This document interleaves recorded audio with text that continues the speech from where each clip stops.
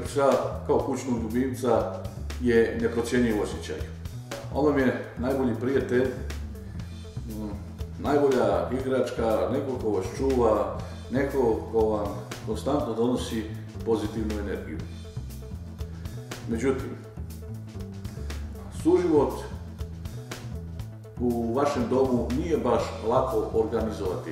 Ne kažem da je mnogo teško, ali potrebno vam je određeno predznanje i malo strpljenja. Da biste svom psu pružili optimalne uslove za jedan život u kući, zahvaljujući kojima ćete imati zdravog psa, veselog psa, neophodno je da upoznate prostorne, higijenske, zdravstvene potrebe koje morate da omogućite vašem psu za sretan suživot.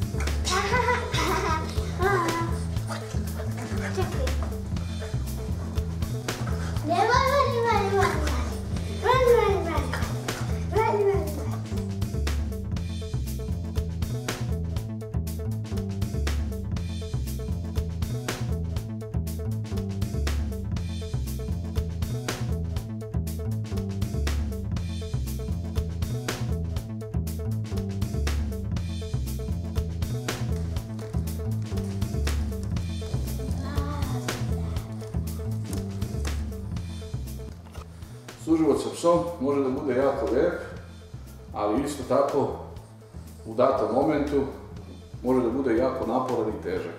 Zato je potrebno da svom psu u samom startu uvedete dobre navike i da s njim počnete da radite vježbe koje će vam omogućiti lakši suživot.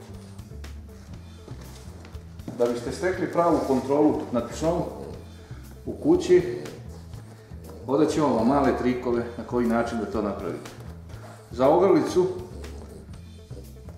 koju pas ima oko vrata, vežite jedan konopčić dužine 1 metar. Evo ovako.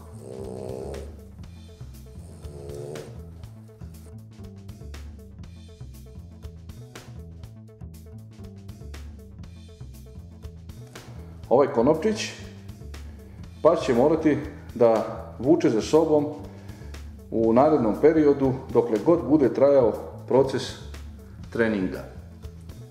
I on će uvijek da bude podsjetnik da pas mora da vas sluša. Kada budete htjeli da kontaktirate sa svojim psom,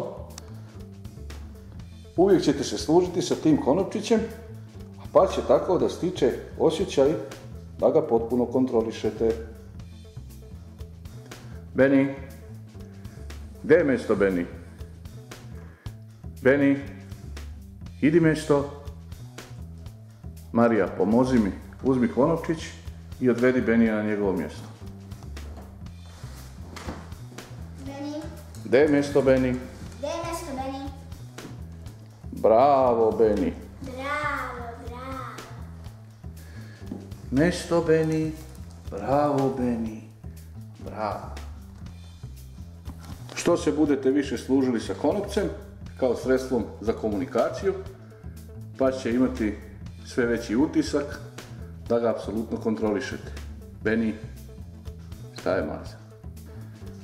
Kada psa držite u kućnim uslovima, skoro 80% svog vremena psi odmaraju. Zato je važno da pas ima svoje mjesto sa svojom igračkom, mjesto gdje će se on osjećati sigurno, gdje ga niko neće uznemiravati i gdje će imati svoj prostor za odmor. Uvijek predlažem da to bude prostor dnevnog boravka, da bi u toku dana, dok ste u kontaktu sa psom, mogli s njim usput i da radite vježbe za lijepo ponašanje. Da bi svoga psa što više zainteresirali za njegove igračke i smanjili mogućnost da vam što manje dira namještaj i tako ga i ošteti, važno je da psu igračku date iz svoje ruke i pas će dobro da zna da je to njegov. Gdje si Beni? Staj. Bravo, Beni. Bravo.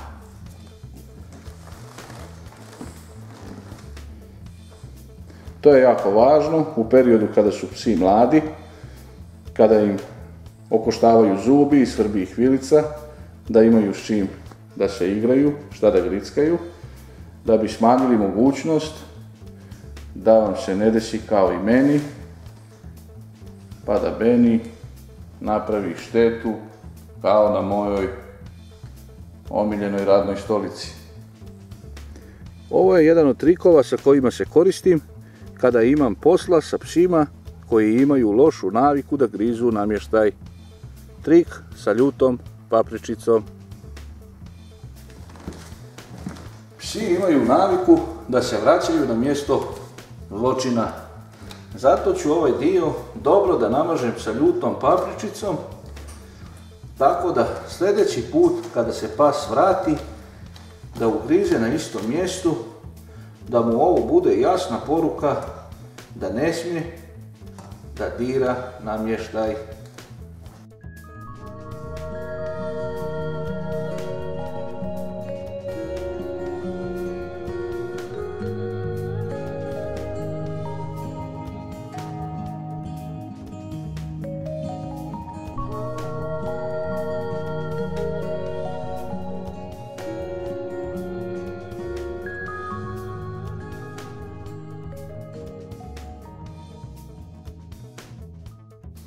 Ponekad ti trikovi nisu niti malo ugodni za psa, ali to je jedan od najboljih načina da u najkraćem roku riješite svoje probleme i ja u šali volim da ih zovem stres metodama.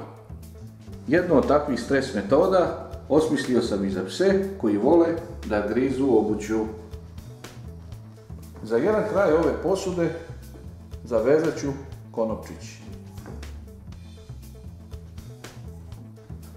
U ovu posudu stavit ću što više predmeta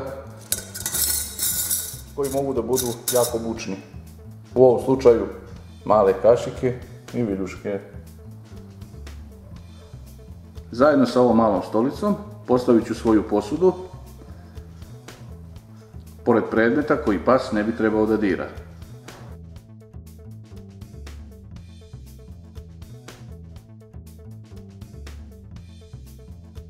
Za drugi kraj konopca vezao sam obuću koju pas voli da dira, tako da je moja zamka kompletna. Sada samo moramo da čekamo.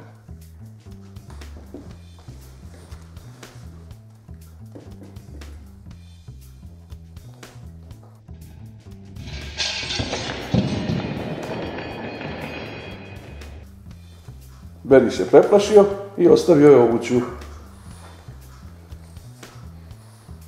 Kada pričamo o socijalizaciji psa, onda se uglavnom i prvenstveno misli o ponašanju vašeg psa sa drugim ljudima i ponašanju vašeg psa u druženju sa drugim životinjama.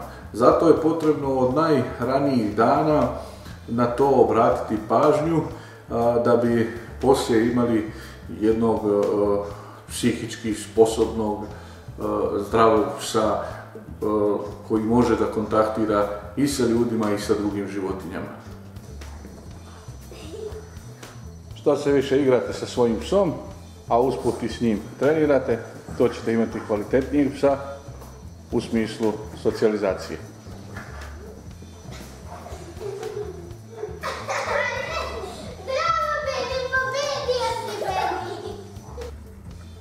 Sve što je potrebno da svoga psa socijalizujete jeste što više druženja i igre sa drugim psima i sa ljudima. Na početku uložite malo truda, ali zato poslije imate jedan divan i srećan suživot.